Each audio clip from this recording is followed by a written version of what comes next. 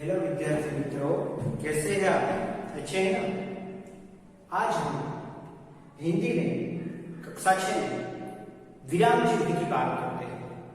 वैसे तो विराम चिन्ह कई प्रकार के होते हैं, पर यहाँ हम विराम चिन्ह का अर्थ क्या होता है और विराम चिन्ह के बारे में हम अभ्यास करेंगे। यहाँ मुख्य जो है उसके विराम चिन्ह के बाद अभ्यास करेंगे। तो देखिए, पहला प्रश्न है,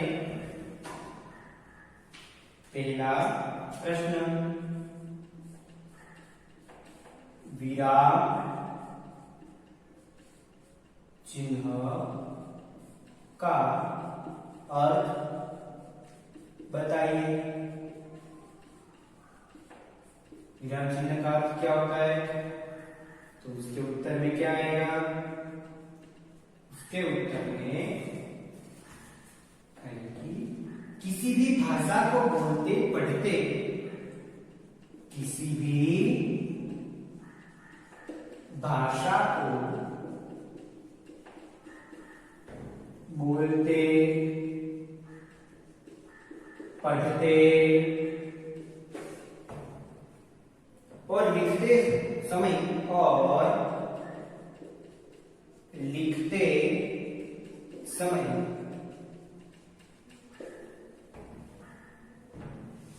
अर्थ को स्पष्ट करने के लिए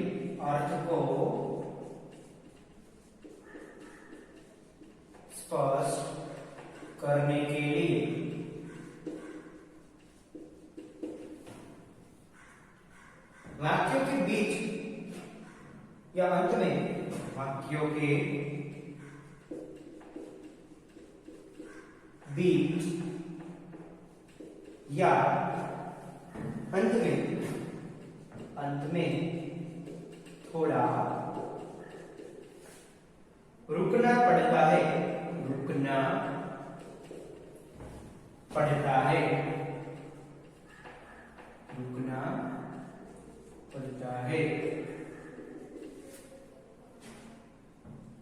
इस रुकावट का संकेत देने वाले व्यक्ति को इसे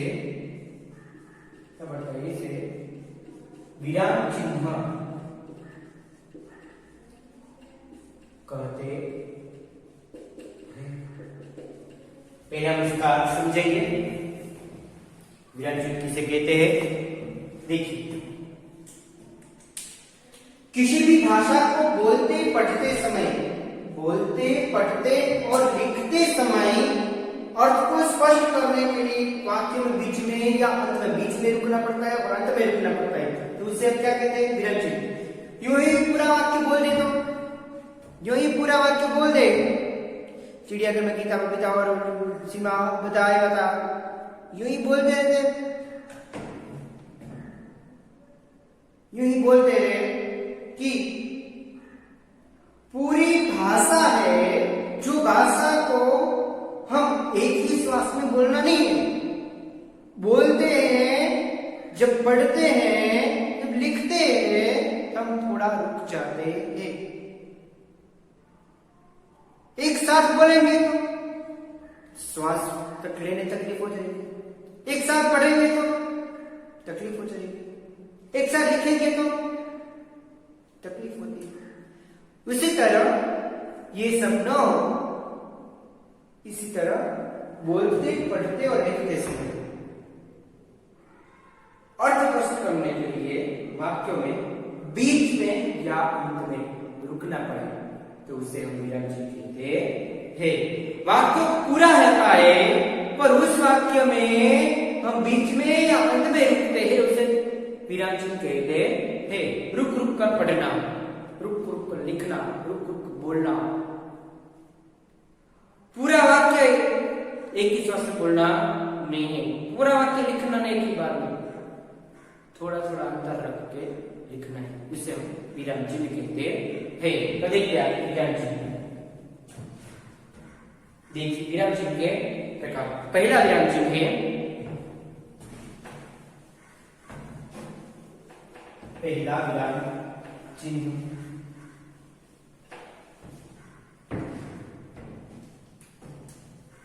पूर्ण विराम, यानी कि फुल स्टॉप। पहला विराम चिन्ह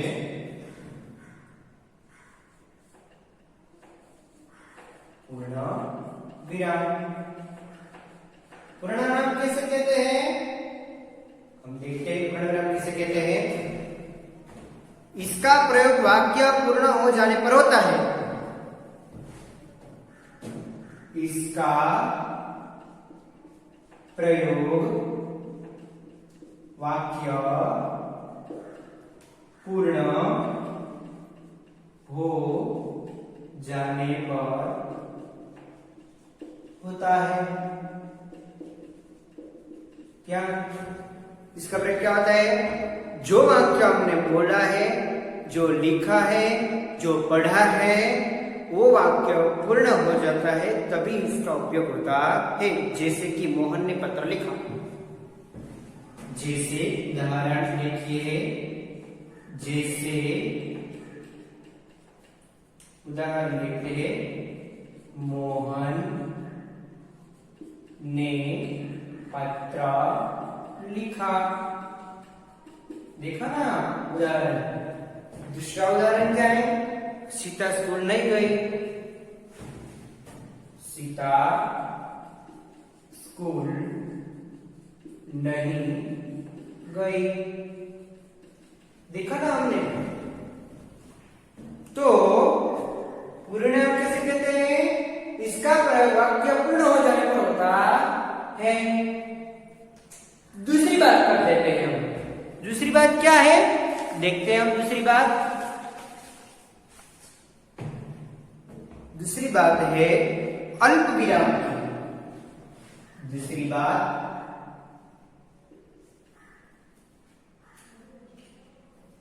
अल्प विराम। अल्प विराम इससे क्या कहते हैं, अल्प विराम को हम इसकी व्याख्या पढ़ते हैं हम। अल्प विराम का प्रयोग वाक्य में थोड़ा रुकने का संकेत देता है। अल्प विराम का प्रयोग वाक्य में थोड़ा रुकने का वाक्य को थोड़ा रुकने का संकेत देता है। संकेत देता है। तो इसमें हम जैसे देख सकते हैं हम क्या, राम, सीता और मोहन घर गए। राम, सीता और मोहन घर गए। हमने देखा राम, फिर सीता और मोहन घर गए। और के पहले आता नहीं, क्योंकि अंतिम शब्द मोहन है। इस अंतिम शब्द से पहले अल्पविराम नहीं आता, पर अंतिम शब्द न हो तभी हम अल्पविराम रख सकते हैं। रोको मत, जाने दो। टोको मत, जाने दो। रोको मत, जाने दो। कहते हैं ना, रोको मत, जाने दो उसे। मत है वहां हम रुक जाते हैं। रोको मत, जाने दो, इसे कहते हैं। सीधे क्या, राम, सीता और मोहन घर में। तीसरा प्रश्नवाचक चिन्ह, वो तो आपको पता ही है। प्रश्नवाचक चिन्ह, उसमें क्या आता है, किसी व्यक्ति से कोई जानकारी प्राप्त करने के लिए इसका प्रयोग होता है। किसी व्यक्ति से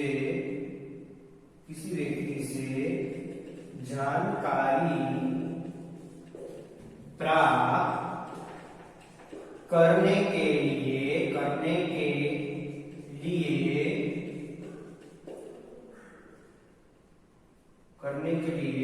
इसका प्रयोग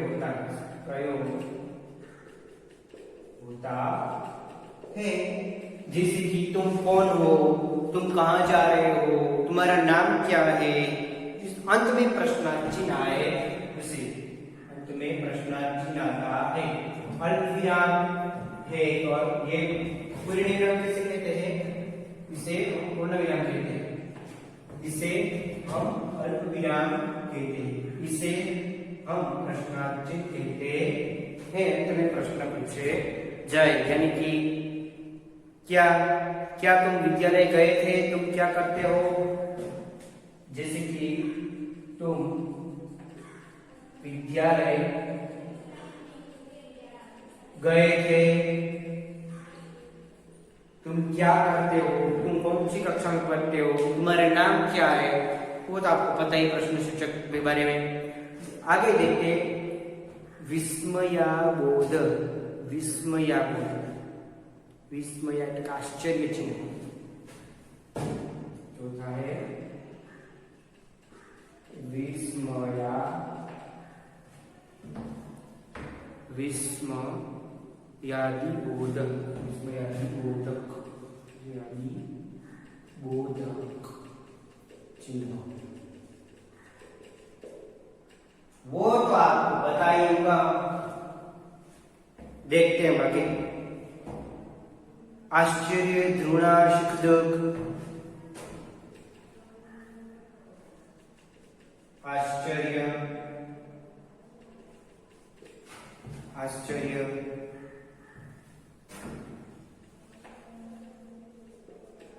आश्चर्य, ध्रुणा, शिखदक, आश्चर्य, ध्रुणा, शिखदक आदि भावों को प्रकट करता है। आदि भावों को प्रकट करता है। उसका चिन्ह कौन सा होता, कैसा होता है? कैसा? देखो, ये बड़ा सा और ये बिंदी, ये बड़ा सा पूर्ण विराम और नीचे बिंदी, यानी कि वो उससे क्या कहते हैं हम? उद्गार। ये क्या कहते हैं? विस्मयादिबोधिक चिन्ह, उद्गार चिन्ह कहते हैं। क्या कहते हैं हम? उद्गार चिन्ह। तो देखते हैं उसका उदाहरण। उसका उदाहरण क्या है? देखिए उसमें अरे बाप रे, वाह, शाबाश, आहा, अरे बाप रे, प्रत्यय है। क्या है ये? प्रत्यय।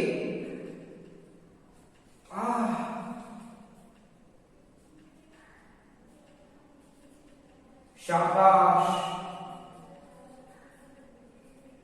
वाह, ये कौन से हैं? प्रत्यय। उदाहरण के लिए वाह, आपने तो कमाल कर दिया। अरे क्या हो गया? देखिए हम समझाते हैं आपको कैसे। अरे क्या हो गया, कहां चले गए थे आप? दूसरा, वाह, शाबाश, तुमने तो कमाल कर दिया। हाँ, आपने तो कमाल कर दिया। शाबाश मोहन, तुम अव्वल नंबर पर आ गए, हमें तुम पर गर्व है, तुम पर। फिर हम देख सकते हैं बाप रे, बाप रे बाप, कैसे दुख के दाड़े हमने दिए हैं भगवान उसमें। बाप रे बाप, इस सर्टिफिकेट पर बैठ जाते हैं।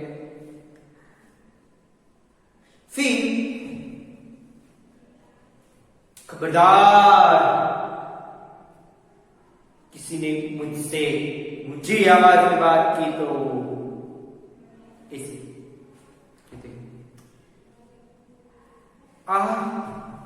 इतनी चोट लगी है ना, दर्द बढ़ता ही नहीं। जब हमें चलते चलते कुछ लग जाए तो क्या कहते हैं? तो कितनी चोट लगी है, दर्द मिटता ही नहीं है। तो हमने जाना ना कि आश्चर्य हो, घृणा हो, सुख दुख हो, क्रोध हो, ये सब हो, तो उसमें भाव प्रकट होते हैं। उसे क्या कहते हैं हम? विस्मयादिबोधक चिन्ह कहते हैं। है। उसके बाद जो देखते हैं हम, उसके बाद देखते हैं,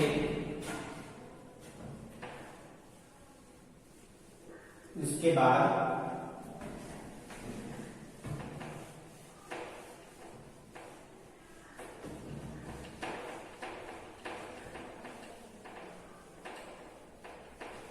हम उसके बाद देखते हैं आगे की, तो इसमें योजक चिन्ह, योजक यानी कि हम देख सकते हैं योजक चिन्ह हमने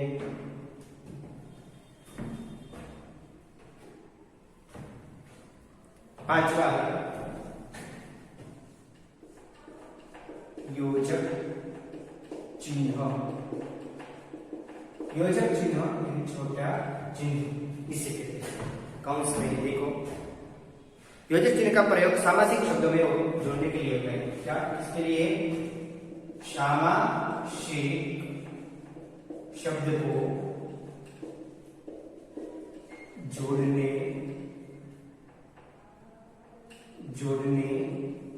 के लिए होता है। देखते हैं हम,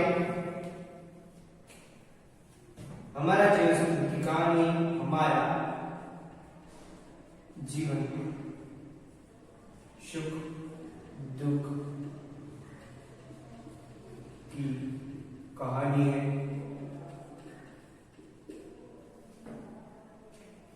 तो हमने क्या देखा?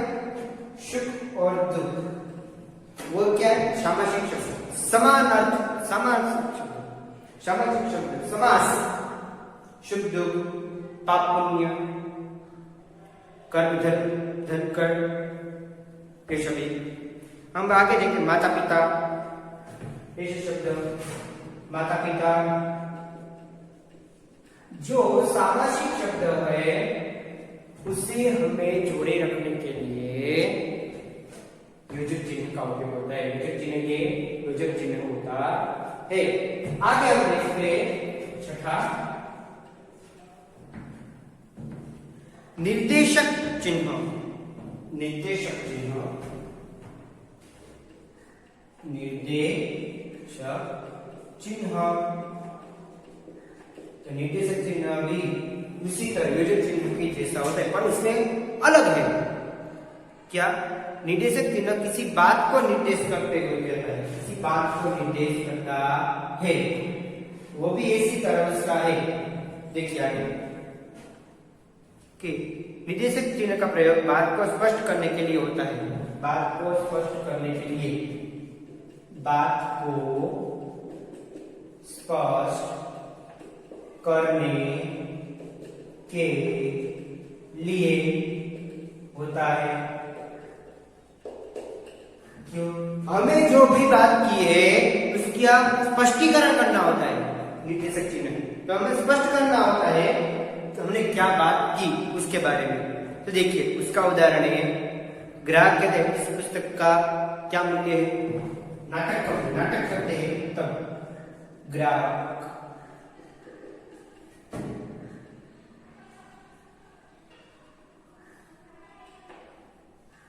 कहता है इस पुस्तक की क्या कीमत है?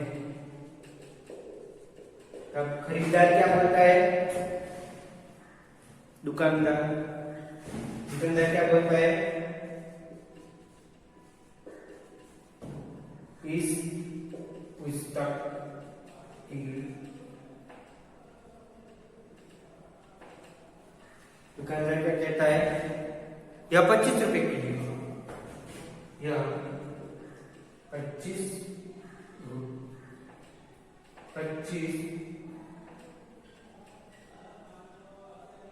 रुपए की है। कितने रुपए? 25 रुपए की है, रुपये की, उसके बाद देखते हैं ग्राहक बात को स्पष्ट करने, ग्राहक ने कहा इस पुस्तक की कीमत क्या है? तब दुकानदार ने कहा यह 25 रुपए की है। दूसरा है कोष्टक चिन्ह। कोष्टक चिन्ह यानी कि हम देख सकते हैं कोष्टक चिन्ह की बात करेंगे अब कोष्टक चिन्ह।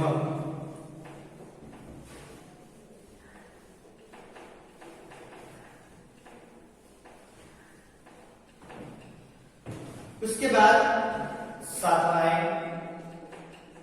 कोष्टक चिन्ह। तो कोष्टक यानी कि कौंस, कोष्टक यानी कि कौंस, उसमें हम किसी शब्द के अर्थ को स्पष्ट करने के लिए कोष्टक का प्रयोग होता है। किसी शब्द के अर्थ को स्पष्ट करने के लिए किसी शब्द के अर्थ को, किसी शब्द के अर्थ को स्पष्ट करने के लिए, स्पष्ट करने के लिए होता है। देखते हैं उसका उदाहरण, यानी कि जैसे कि देखते हैं अध्यापन हर क्षेत्र से लाभ देता है। अध्यापन, इसका अर्थ में क्या आता है? अध्यापन, अध्यापन यानी कि अध्ययन, अध्ययन,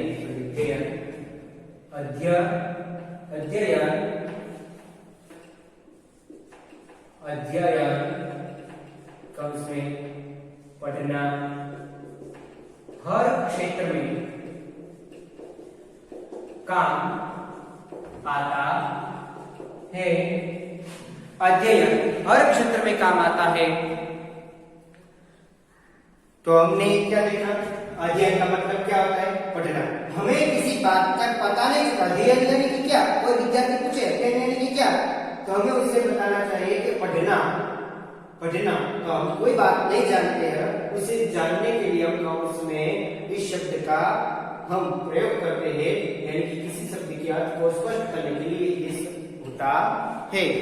देखिए आगे, फिर विरुद्धार्थी शब्द लिखिए।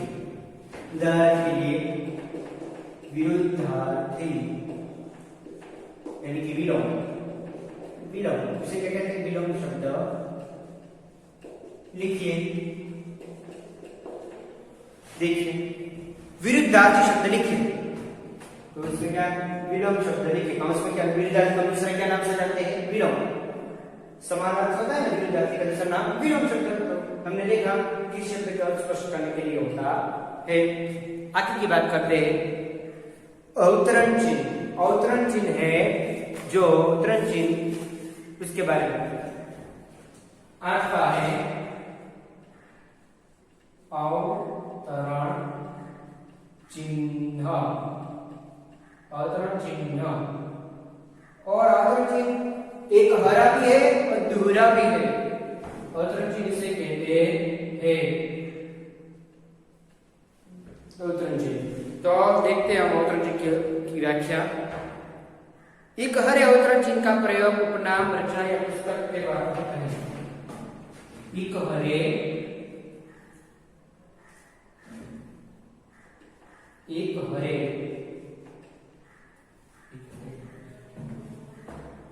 देखते हैं हम एक हरे, एक हरे, एक हरे अवतरण चिन्ह, यानी करे यानी कि ऐसा, ये करे यानी कि ऐसा, ये करे अवतरण चिन्ह का प्रयोग उपनाम, रचना या पुस्तक के नाम, पुस्तक के नाम के आगे नाम में। एक हरा अवतरण चिन्ह का प्रयोग उपनाम, रचना, पुस्तक के नाम में। देखते हैं पुस्तक में पाठ का नाम, पाठ का नाम देखते हैं हम समझदार, समझदार, नन्ही, ये क्या क्या हुआ? समझदार नन्ही, करा हुआ है शीर्षक है पुस्तक के पाठ का। फिर आता है पुस्तक के नाम, पुस्तक के शीर्षक के नाम, पुस्तक के शीर्षक के नाम। फिर आता है निराला, जो उपनाम है, निराला जो उपनाम है। सूर्यकांत त्रिपाठी का सूर्यकांत त्रिपाठी का उपनाम है, ये उपनाम सूर्यकांत त्रिपाठी का उपनाम है। ये गद्य पाठ का शीर्षक है, ये शीर्षक है। फिर आता है उसके बाद रचना, किसी भी रचना यानी कि संबंधानी पाठ है किसने रची, तो सूर्यकांत शंकर सुल्तानपुरी ने, शंकर सुल्तानपुरी ने इस रचना का पाठ किया है। शीर्षक दिया हुआ है संबंधानी और उपनाम है सूर्यकांत त्रिपाठी है, जो हिंदी साहित्य के ख्यातनाम लोकप्रिय ऐसे हिंदी साहित्य के कवि और लेखक है निराला जी। उसके बाद दोहरा अवतरण चिन्ह, उसके बाद आता है दोहरा अवतरण चिन्ह। दोहरा अवतरण चिन्ह किसे कहते हैं, उसके बारे में हम अभ्यास करेंगे। दोहरा अवतरण चिन्ह, दोहरा अवतरण चिन्ह। दोहरा अवतरण किसे कहते हैं, दो बड़ी मात्रा में होता है। दोहरा अवतरण चिन्ह तो किसी व्यक्ति के कथन को मूल स्वरूप में उद्धृत करते हैं, कथन कहते हैं, करते के लिए दोहरा अवतरण चिन्ह होता है। किसी व्यक्ति के कथन को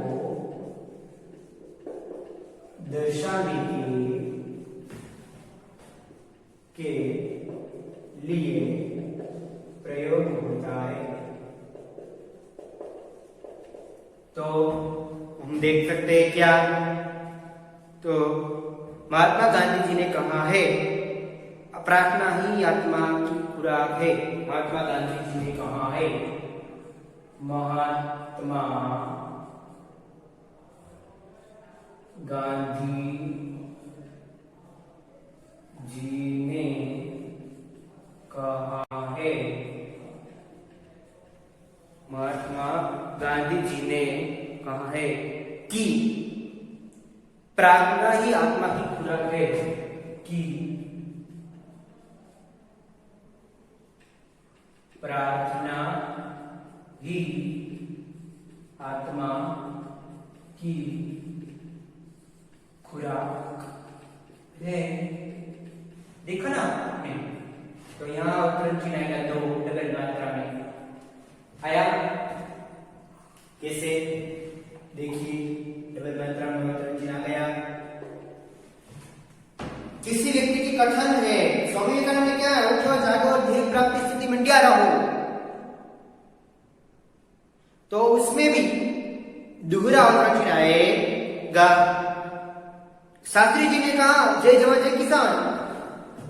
दूसरा है शास्त्री जी ने कहा कि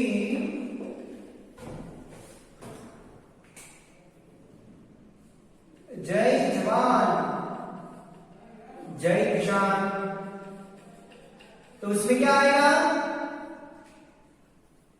दोहरा अवतरण चिन्ह आएगा। किसी व्यक्ति के कथन को दर्शाने के लिए दोहरा अवतरण चिन्ह का प्रयोग होता है। उदाहरण के तौर पर देखिए, तो महात्मा गांधी जी ने कहा है कि प्रार्थना ही आत्मा की खुराक होती है। पूरा प्रार्थना ते आत्मा खुराक होए छे वाक्य को दर्शाता है। शास्त्री जी ने कहा है कि जवान जय किसान। शास्त्री जी ने कहा है कि जय जवान जय किसान। ये पूरे वाक्य को दर्शाता है और उसमें दोहरावचन चिन्ह आता है। जबकि एक हरावचन चिन्ह क्या होता है? उपनाम, रचना, पुस्तक के शीर्षक के बारे में होता है। समझदार नहीं वो शीर्षक है, निराला उपनाम है, पुस्तिका की पट्टिका नाम है। हमने देखा विराम चिन्ह के बारे में, तो विराम चिन्ह आपको आता ही होगा। अगर न आए तो फिर से ये इसका पुनरावर्तन करें कीजिए और वीडियो को बार बार देखें, तो तभी आपको इसका वो आपको आ जाएगा, विराम चिन्ह आपको आ जाएगा। अब देखिए हम आपको होमवर्क देते हैं। होमवर्क में आपको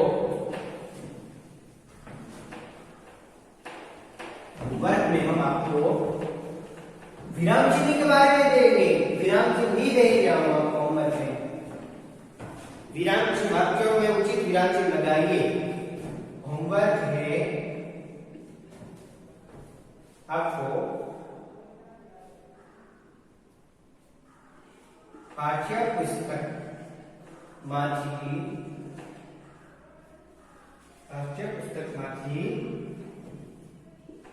पेज नंबर 13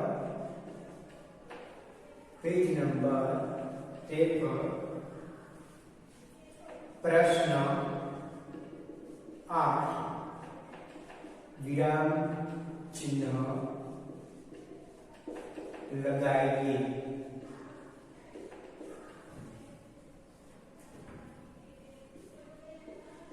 एक बार लिखना है। तो यहां लिखा हुआ है विराम चिन्ह है, वाक्य में उचित विराम चिन्ह लगाइए। तो ये 4 वाक्य है, तो इस 4 वाक्य में आपको जो योग्य विराम चिन्ह लगे तो उसी में ये लगाना है और आपका ये होमवर्क रहेगा। तो यहाँ हमारा क्लास पूर्ण करेंगे, हम अगले क्लास में मिलेंगे। तो धन्यवाद, आभार।